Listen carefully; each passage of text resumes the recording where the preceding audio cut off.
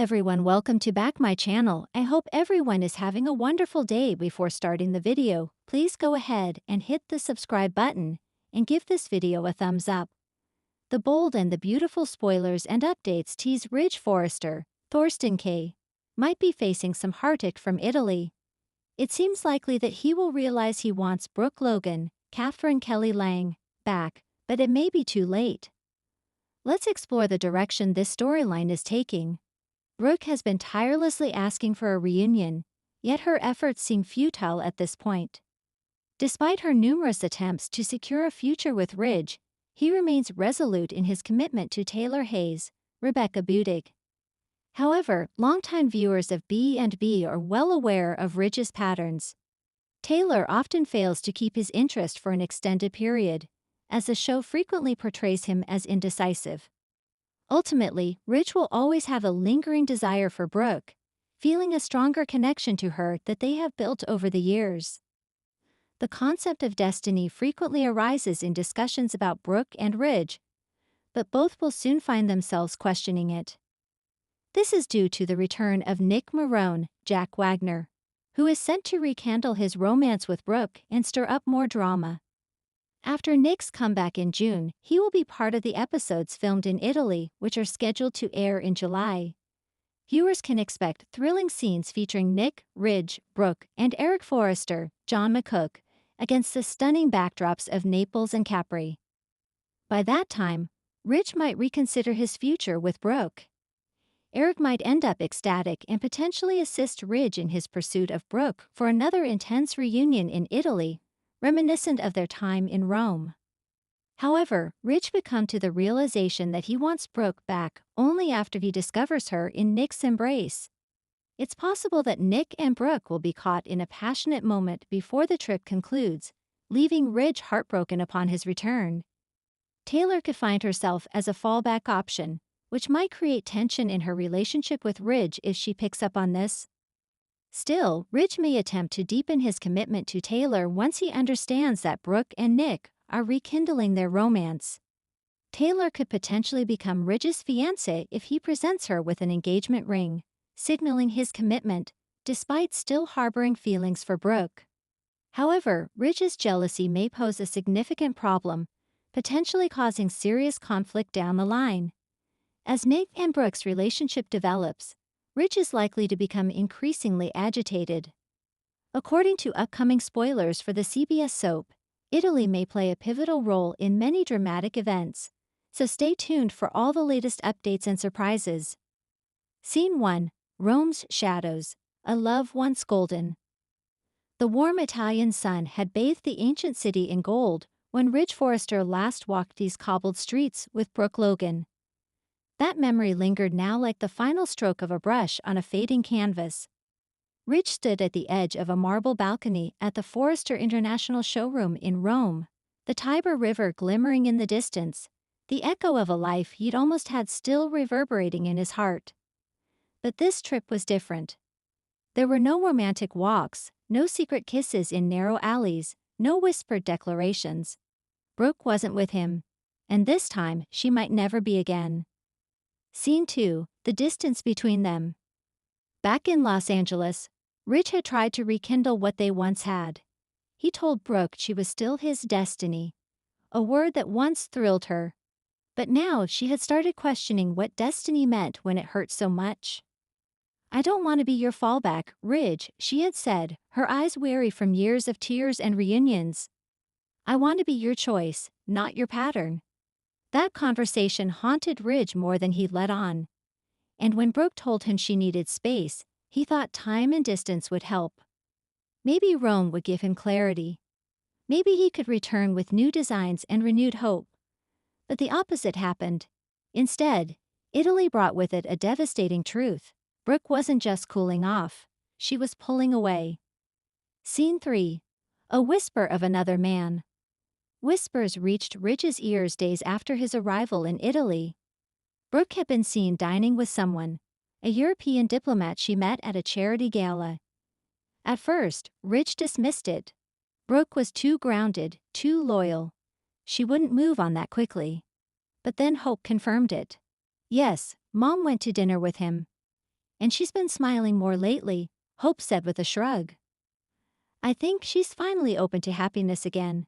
Not the kind that's tied to heartache. That shattered something inside Ridge.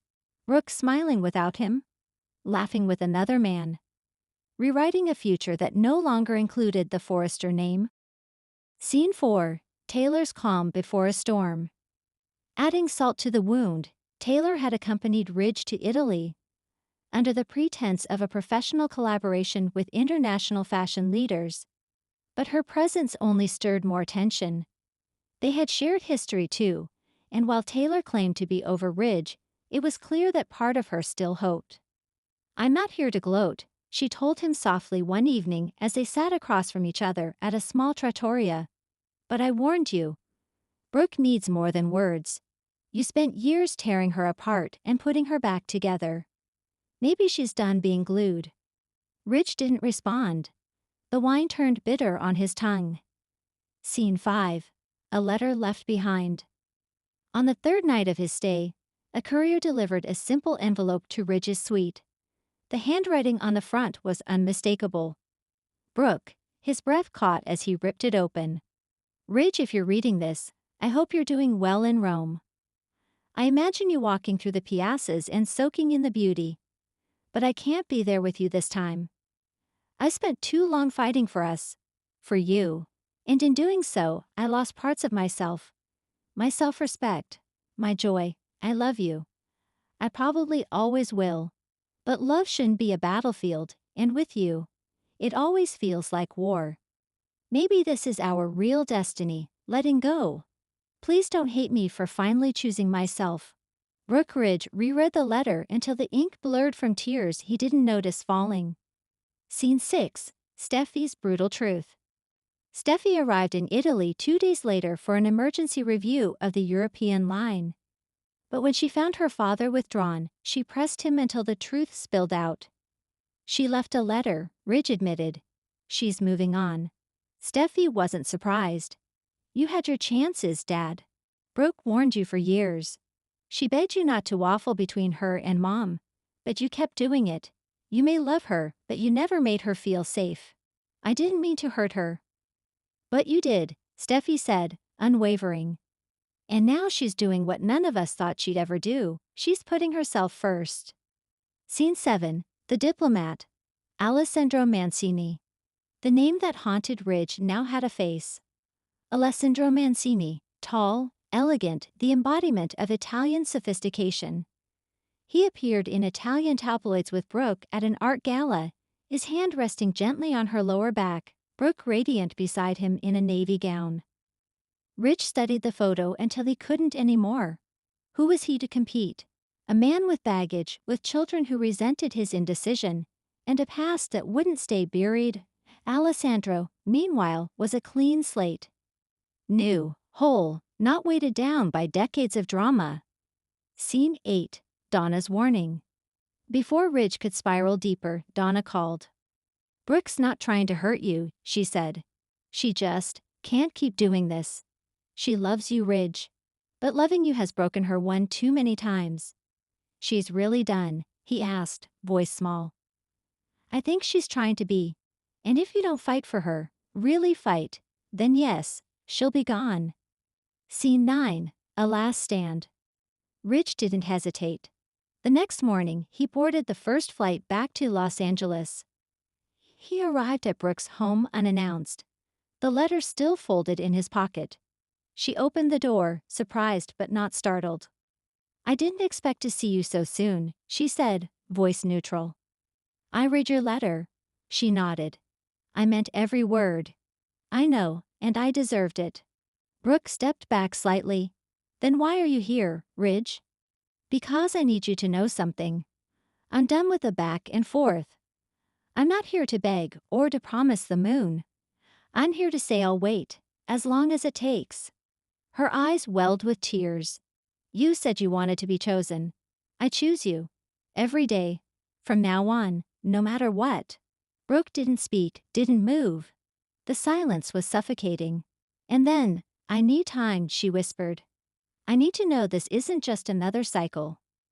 I'll give you all the time you need, Ridge replied, But I'm not giving up. Scene 10, The Heart's New Horizon. In the weeks that followed, Brooke kept her distance. She continued seeing Alessandro, though nothing serious seemed to bloom. Rich respected her space, focusing instead on repairing what he could, with hope, with Steffi, with himself.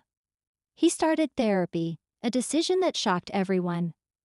For once, Rich was looking inward instead of just forward. And Brooke noticed. She saw the change in his posture, his words, his patience. Slowly, a wall began to lower. Whether that meant reconciliation or a peaceful goodbye remained to be seen. But one thing was clear. The heartbreak in Italy wasn't an end. It was a reckoning, a wake-up call for a man who had always taken love for granted. Now, the real question remained. Is Brooke truly out of reach, or just finally waiting for Ridge to meet her where she stands? Whole, strong, and finally free. Thanks for watching this video, and please subscribe our Boldy and BAUTFULUPDAT YouTube channel for more update news.